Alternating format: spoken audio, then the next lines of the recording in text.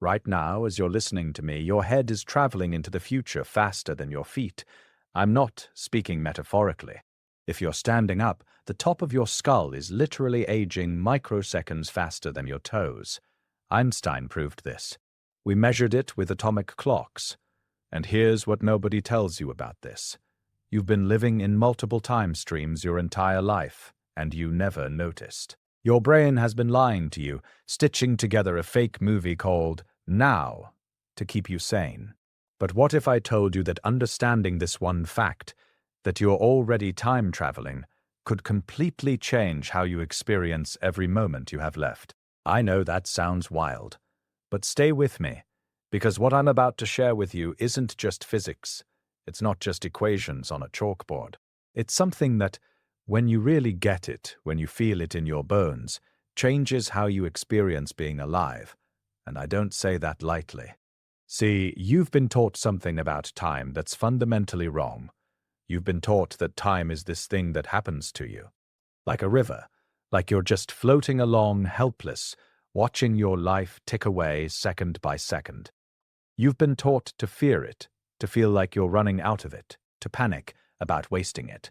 And because of that lie, you spend your whole life in this weird relationship with time.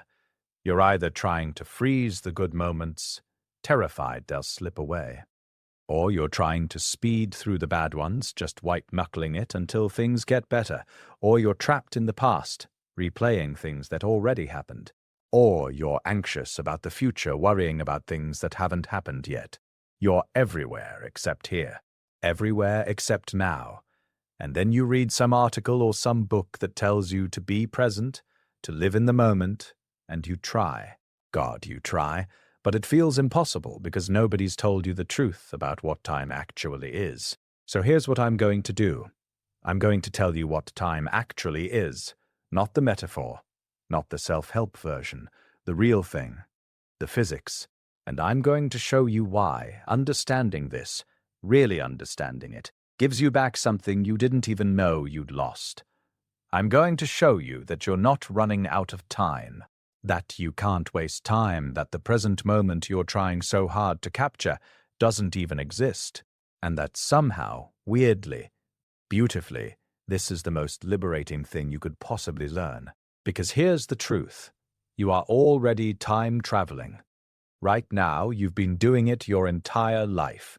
You're doing it as I speak. And once you understand how, once you understand what that means, you stop fighting time, you stop trying to control it, and you start actually living. So let's go there. Let's talk about what time really is, and let's talk about what that means for how you live the rest of your life. But first, I need to tell you something that happened to me that made me obsessed with this question, because this isn't just abstract physics for me.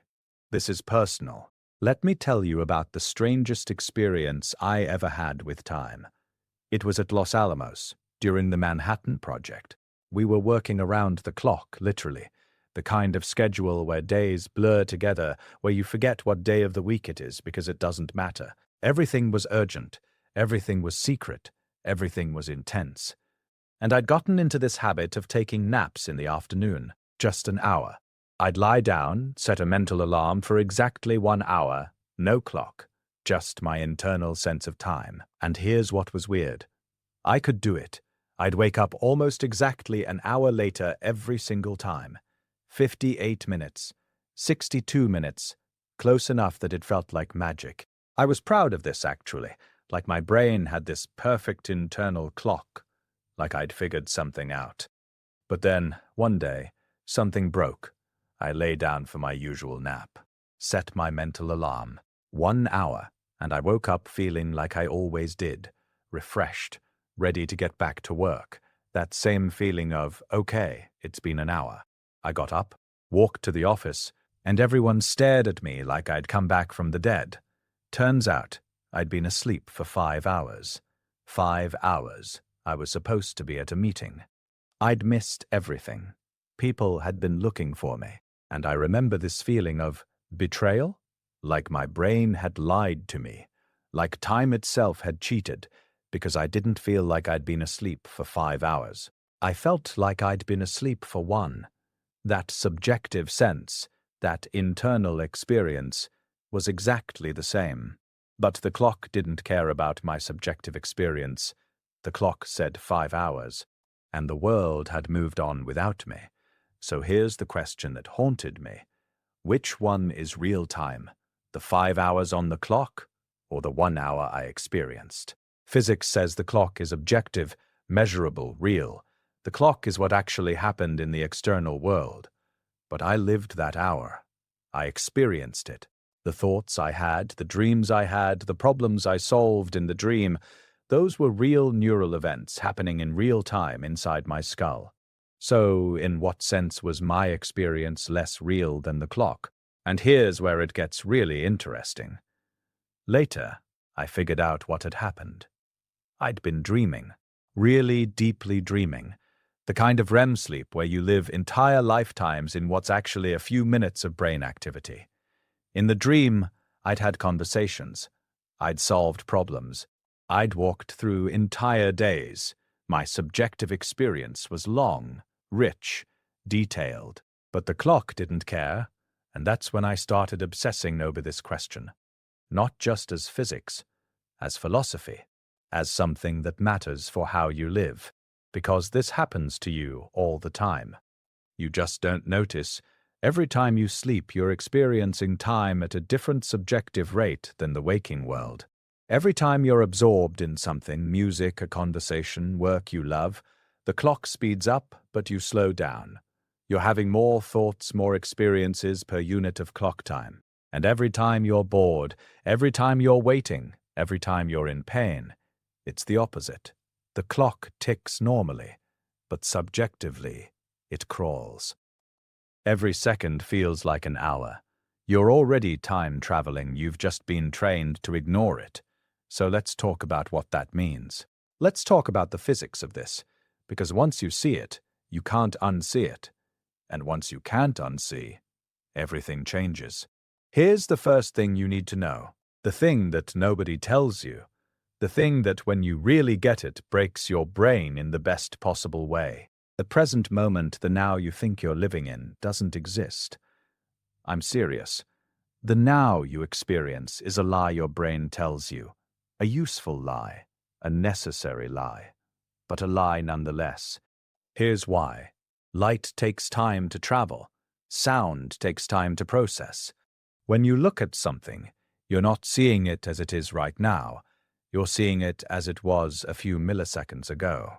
The time it took light to bounce off it, reach your eyes, get converted to electrical signals, travel through your optic nerve, and get processed by your visual cortex. When you hear something, you're hearing it even later. Because sound is slower than light. If you're at a baseball game and you see the bat hit the ball, you hear the crack a moment later. Not because the sound is delayed, because sound travels slower than light. Your brain takes all these delayed signals, vision, sound, touch, smell, and stitches them together into a coherent experience it calls now. But it's not now. It's a reconstruction, a model, a best guess based on slightly old information. And here's the kicker. Your brain doesn't even show you this model in real time. It shows you a slightly delayed version, smoothed out, edited, because if your brain showed you reality as it actually arrived, fragmented, out of sync, chaotic, you'd be too confused to function. You wouldn't be able to walk, you wouldn't be able to have a conversation, you'd be overwhelmed by the rawness of unprocessed sensation. So your brain does you a favor. It creates a story, a narrative, a sense of continuity, and it calls that story now. But what you experience as the present moment is actually a story your brain tells about the very recent past. Now, why does this matter? Why am I telling you this? Because people spend their whole lives trying to be present, trying to live in the now, and they're chasing something that doesn't physically exist. The now is always a reconstruction. By the time you're aware of it, it's already gone. You can't capture it. You can't freeze it.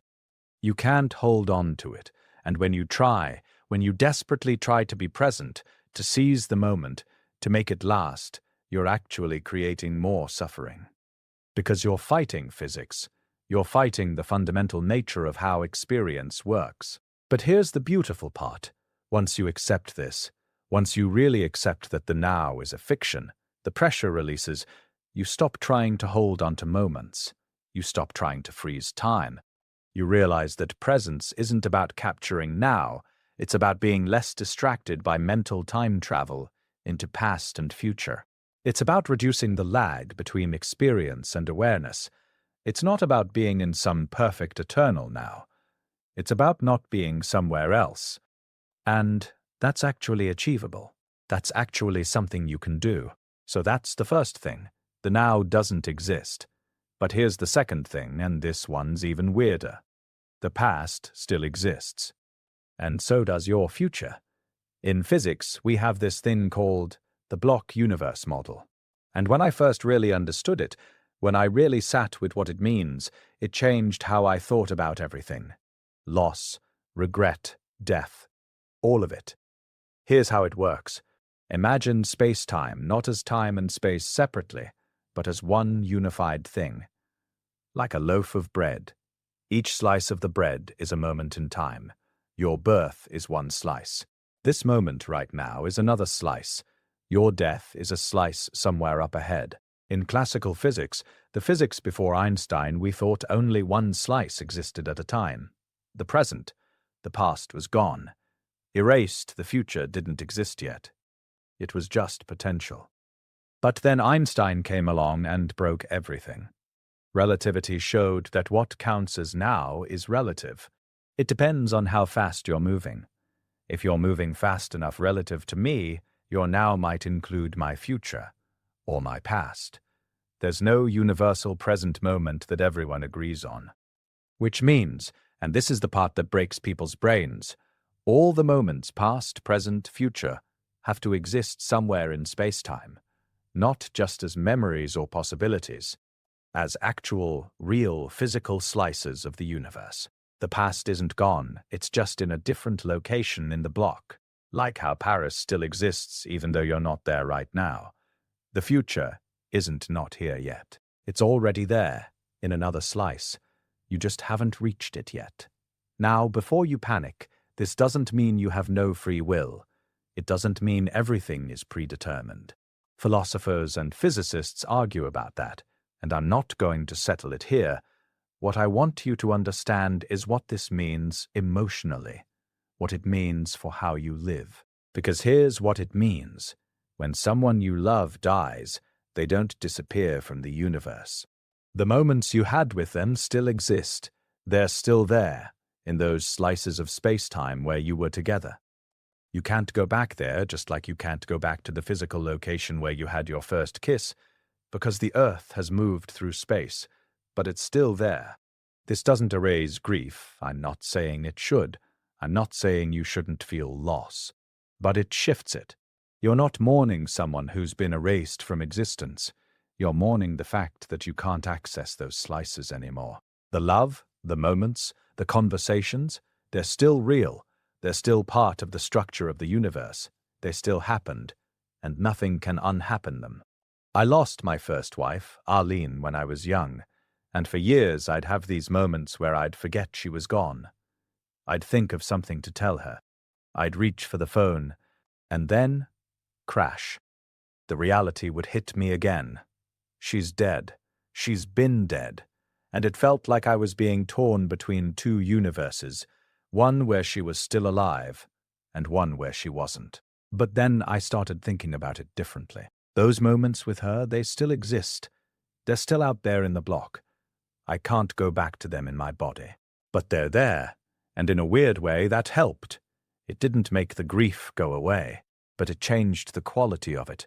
It was less about loss and more about separation, less about her being erased, and more about me traveling forward through time away from those moments.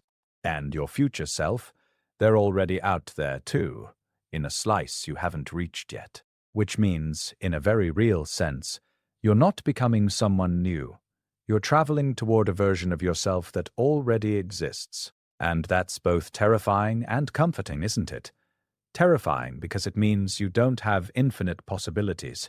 Comforting because it means there's a version of you who made it through whatever you're going through right now.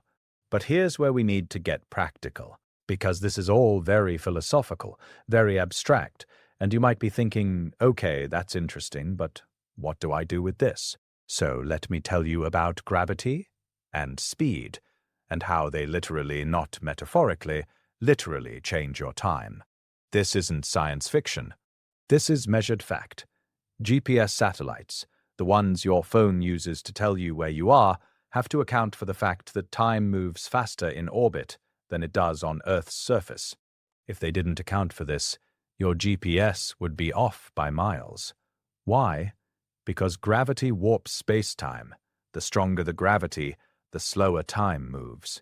On Earth's surface, you're deeper in Earth's gravitational well than a satellite in orbit, so time moves slower for you than it does for the satellite. If you lived on top of a mountain your whole life, you'd age faster, microseconds faster, than someone who lived at sea level. Your heart would beat more times, you'd have more moments, more experiences. It's not much, you wouldn't notice. But it's real. And if you spent a year near a black hole, at the edge of the event horizon where gravity is so strong that light can barely escape, you could come back to Earth and find 1,000 years had passed. Your family would be dead. Their children would be dead. Civilizations would have risen and fallen. But for you, 1 year, that's all you experienced.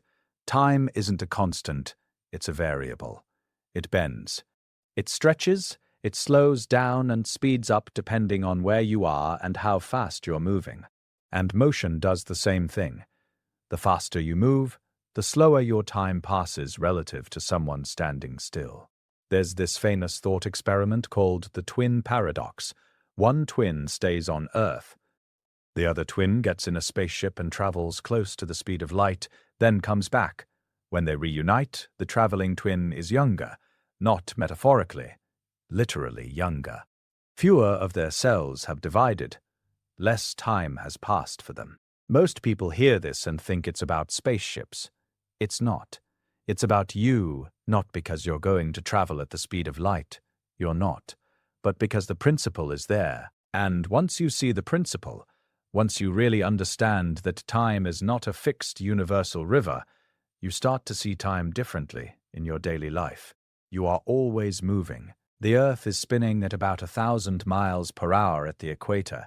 The Earth is orbiting the Sun at about 67,000 miles per hour. The Sun is orbiting the center of the galaxy at about 500,000 miles per hour. And the galaxy itself is moving through space. You are never at rest. You've never been at rest. Not once in your entire life. And because you're moving, time is passing differently for you than it would if you were somehow magically at rest in the universe. Not enough to notice, not enough to matter for your daily life, but the principle is there. You're already time-traveling just a tiny, tiny amount. But you are. And here's where it gets really interesting. Here's where the physics meets your actual life. You have a time machine, you've always had one, you just didn't know what it was. It's called attention. When you're bored, time crawls. When you're engaged, it flies. Same clock, different experience. You've always known this. But you've treated it like a quirk of psychology. Like some annoying bug in how your brain works. It's not a bug. It's the feature. It's the closest thing to a time machine you'll ever have. Flow state, when you're so absorbed in something that you lose track of time, is you traveling forward through clock time, faster, while having more subjective experience. You're packing more life into less time. Think about it. You sit down to work on something you love, something that challenges you, that absorbs you completely. You look up, and 3 hours have passed. But it felt like 20 minutes. Clock time, 3 hours. Subjective time, 20 minutes. If someone asks you what you did in those 3 hours, you can tell them. You solved problems. You made decisions. You had ideas. You created something. Your subjective experience was rich, dense, full. You were having more experiences per unit of clock time than someone who was just passively scrolling their phone for 3 hours. So did time pass quickly or slowly? It depends on what you mean by time. Boredom is the opposite. You're in a waiting room, you're in a meeting you don't want to be in. You're stuck in traffic. The clock says 15 minutes, but it feels like an hour. Clock time. Subjective time, an hour. But if someone asks you what happened in those 15 minutes, you have nothing to say. Nothing happened. You were just waiting. Your subjective experience was thin, empty, barely any memories formed, less experience per unit of clock time. And this is where it gets profound. Because your life, your actual lived experience isn't measured in clock time. It's measured in subjective time, in the richness of what you experience. Think about your childhood. Why does it feel longer than your adulthood? Why do those first 10 years of your life feel like they contain more than the last 20? Because you were having more novel experiences, more first times, first day of school, first friend, first heartbreak, first time riding a bike, first time seeing the ocean. Your brain was encoding everything. Every experience was new, so your brain paid attention. It created memories, lots of memories. Dense memories, as an adult, if you repeat the same patterns, same job, same commute, same routine, same shows. Your brain compresses it. It doesn't need to encode every instance of the same experience. It just creates a general template. Went to work, came home, watched TV. Repeat. So fewer memories form. And when fewer memories form, time seems to speed up. Because when you look back, there's nothing there. It's all blur. You didn't travel through less time. The clock kept ticking at the same rate. But you experienced less. And that's what makes it feel short. So if you want to slow down time, if you want your life to feel longer, richer, fuller, you don't need to relax. You don't need to do less. You need to do more. You need to do different. You need novelty. You need to learn. You need to create to details you usually ignore. Take a different route to work. Try a food you've never had. Have a conversation with someone you'd normally walk past. Learn a new skill for 20 minutes. Anything that interrupts the pattern. Anything that makes your brain wake up and say, "Oh, this is different. I should pay attention to this." That's how you stretch subjective time. And if you want to speed up bad times, pain, grief, waiting, you do the opposite. You reduce attention on the experience. You distract yourself. You let the clock pass without filling it with awareness. This sounds manipulative, like you're tricking yourself. But you're not. You're just steering your subjective experience of time, which is the only time that actually matters to you. Because here's the thing. Clock time is going to pass whether you pay attention or not. Whether you're engaged or not. Whether you're happy or not, you can't stop it, you can't slow it down. You can't speed it up. But your subjective experience of it, that you can influence, that you can steer, not perfectly, not completely, but more than you think. And that's the time machine you've been carrying around your whole life without realizing it. Your attention, where you place it, what you choose to notice, what you allow to fill your consciousness. That determines your experience of time, and your experience of time is your experience of life. So let me ask you something. And be honest. When was the last time you were truly absorbed in something? When was the last time you lost track of time because you were so engaged in what you were doing? For some of you, it might have been recently.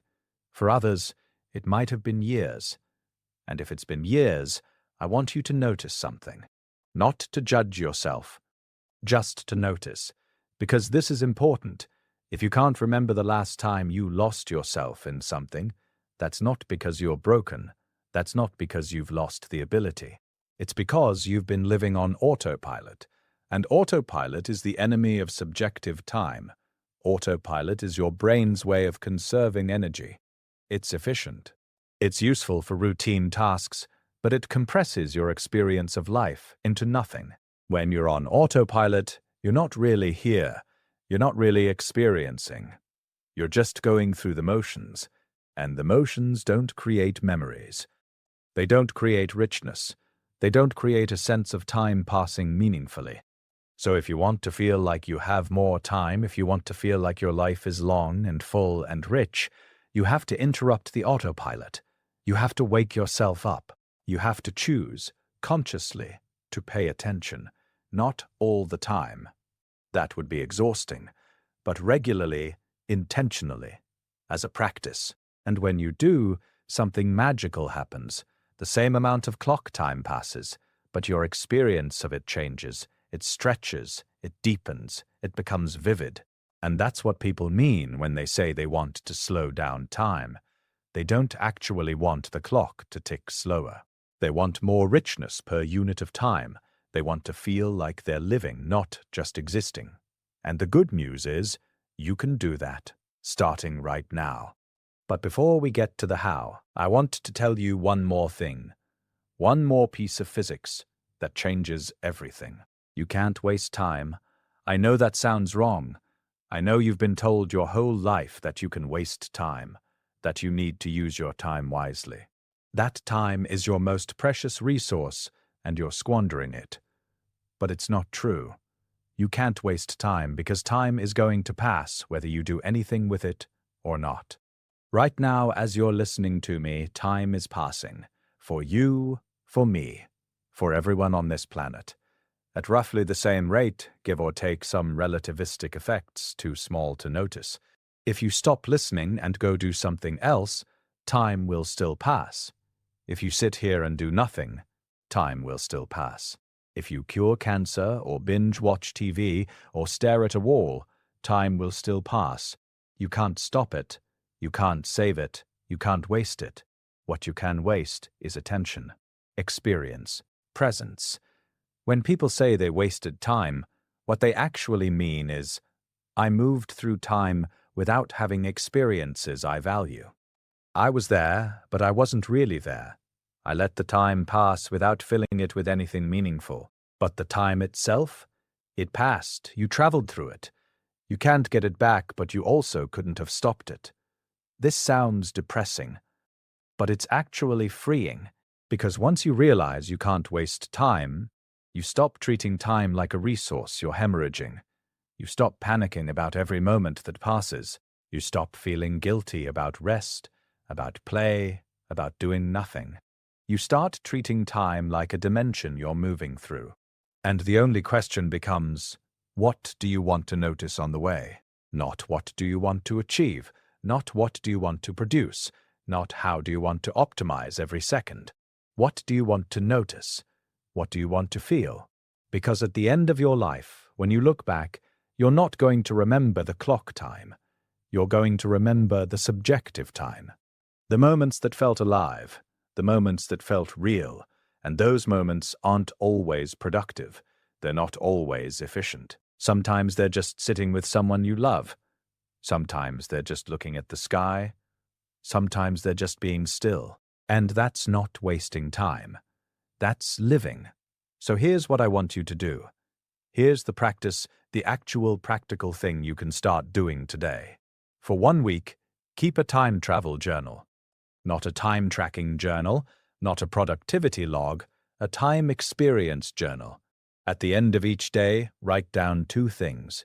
One moment that felt long, in a good way or a bad way, and one moment that disappeared. For each one, write down what you were paying attention to. That's it. Just notice. Don't judge. Don't try to fix anything yet. Just notice the pattern.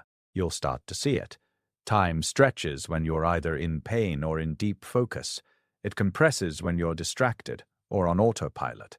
And once you see the pattern, you can start to steer it. You can start to intentionally choose activities that create the subjective experience of time you want. Want to feel like you have more time. Do things that require presence. Learn something hard. Have a conversation where you actually listen. Cook a meal from scratch. Draw something. Write something.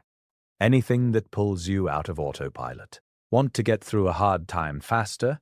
Don't try to white-knuckle it in full awareness. Distract yourself.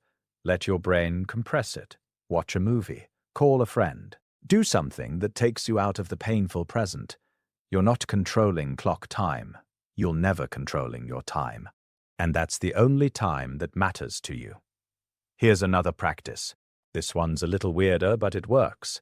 When you're stuck in traffic, or waiting in line, or sitting in a boring meeting, times when clock time feels like it's crawling. Try this.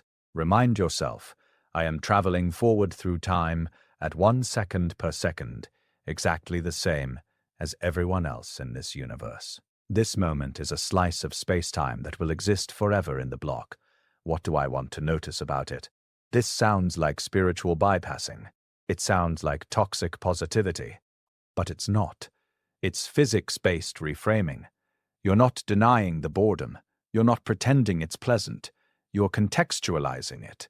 You're zooming out to the bigger picture. You're reminding yourself that this moment, as boring as it is still a real slice of your existence. And it will exist forever in the structure of the universe. So what do you want to notice about it? Maybe nothing. Maybe it's just boring, and that's okay. But sometimes, when you ask the question, you notice something. The quality of light, the expression on someone's face, the texture of your own impatience. And suddenly, it's less boring. Not because the situation changed, but because you changed what you were paying attention to. Here's another one. This one's more emotional, more vulnerable. If you've lost someone or lost a version of yourself, here's what I want you to try. Sit quietly. Close your eyes. Imagine space-time as a landscape. Somewhere in that landscape is the moment you're thinking of. The last conversation, the last hug, the last time you felt like yourself. Whatever it is, now remember, in a block universe model, that moment still exists. You can't go back there in your body. The laws of physics don't allow backward time travel, at least not that we know of, but it's there. In the structure of the universe, the light from that moment is still traveling outward into space. If an alien civilization had a powerful enough telescope and they were far enough away, they could theoretically see that moment happening right now. Because light takes time to travel, you are connected to that moment by the fact that you were there, and you are here, and both of those slices are part of the same continuous path through space-time. This isn't about letting go. It's not about moving on. It's about integration. The past isn't gone. It's just not accessible. And that's okay. You're not supposed to live there. You're supposed to keep moving forward, carrying it with you, knowing it's still part of the landscape. This helped me with grief. It might help you, or it might not, but it's worth trying. Here's one more practice, and then I'll start bringing this home. Your future self already exists. In a block universe model, they're out there in a slice of space-time you haven't reached yet. So write them a letter, not a goal-setting exercise, not a vision board. A letter to the person you'll be in 5 years, written as if they're already real. Because in a block universe model they are. Ask them, what do you wish I'd known? What mattered that I thought didn't? What didn't matter that I thought did? Then, and this is key, write back as your future self. Don't filter it. Don't make it aspirational. Don't make it pretty. Just let whatever comes through come through. You'll be shocked at what you know that you don't let yourself know. Your future self knows things. Not because they're psychic, but because they're you 5 years downstream. They've lived through whatever you're about to live through. They've made the mistakes you haven't made yet. They've learned the lessons you haven't learned yet. And in some weird quantum way, by writing as them, you're pulling that information backward through time into your present moment. I'm not saying it's magic. I'm not saying it's literally time travel. But I am saying it works. And I am saying there's something profound about treating your future self as a real person who already exists, rather than a hypothetical possibility. Because it changes how you make decisions now. It changes what you prioritize. It changes how you treat yourself. Would you screw over a real person for short-term gain? Probably not. So why would you screw over your future self? When you see them as real, as already existing, you start making choices that honor them, that respect them, that give them a life worth living. Okay, So here's where we are. You've learned that time isn't what you thought, that you're already traveling through it in ways you never noticed, that your subjective experience is more flexible than you knew, and that this changes everything. How you relate to the past, the future, and this weird reconstructed thing we call now. But I want to make sure you're leaving here with something, not just information, not just interesting facts, but something that changes how you live. So let me bring this all together. You are not running out of time. You are traveling through a dimension at the only speed you can travel through it, roughly 1 second per second, give or take some relativistic effects you'll never notice. The past you're mourning, it still exists. It's in a different slice of space-time, but it's there. It's real. It's permanent. Nothing can erase it. The future you're anxious about? It already exists, too. It's ahead of you in the block. You can't see it yet, but it's there. And there's a version of you in that slice who made it through whatever you're worried about. The present you're trying to capture? It doesn't exist. It never did. It's a story your brain tells to keep you sane. And that's okay. You don't need to capture it. You just need to stop being somewhere else while you're here. None of this is a problem. It's just what is. And once you stop fighting what is, something strange happens. You stop trying to freeze moments. You stop trying to speed through the bad parts and slow down the good parts. You stop treating time like an enemy or a resource or a river that's drowning you. You just move. You pay attention. You notice what's here. And that's all presence ever was. Not capturing now. Not stopping time. Just traveling through it awake. Just being less distracted by the past and future. Just having fewer moments where you realize you weren't really there. And here's the weird thing. When you stop trying to control time, when you stop fighting it, you actually get more of it, not more clock time. You can't get more of that, but more subjective time, more richness, more aliveness. Because you're not spending all your energy trying to hold on or speed up or slow down. You're just experiencing, and experience is all you ever really had anyway. So here's the mantra I want you to take with you. The thing I want you to remember when you're panicking about time, when you're feeling like you're running out, when you're feeling like you've wasted your life, you are not wasting your life. You are living it at exactly the speed you're supposed to. Every moment you've experienced still exists. Every moment you will experience already exists. You are not broken. You are not behind. You are right on time, literally. The time you spent watching this video, it happened. It's now part of the permanent structure of space-time. You can't get it back, but you also can't unlive it. So the question was never, should I watch this? The question was always, do I want to pay attention while I do? And if you made it this far, I think you do. I think you're someone who wants to understand, who wants to see the world clearly, who wants to live awake instead of asleep. And that matters. That's not common. Most people sleepwalk through their lives, not because they're bad people, not because they don't care, but because nobody ever told them they could wake up. Nobody ever told them that time is stranger and more beautiful and more under their control than they thought. So now you know. Now you know you're already time traveling. Now you know the present is a fiction. Now you know the past still exists, and the future does too. Now you know attention is your time machine. Now you know you can't waste time, only experience it poorly. So what are you going to do with that? I can't answer that for you. Nobody can. But I can tell you this. The fact that you're here, listening to this, thinking about this, engaging with these ideas, that tells me something about you. It tells me you're not content with the surface. You're not satisfied with easy answers. You want to understand how things really work. And that's the beginning of everything. Because once you understand how time works, really understand it, you stop being afraid of it.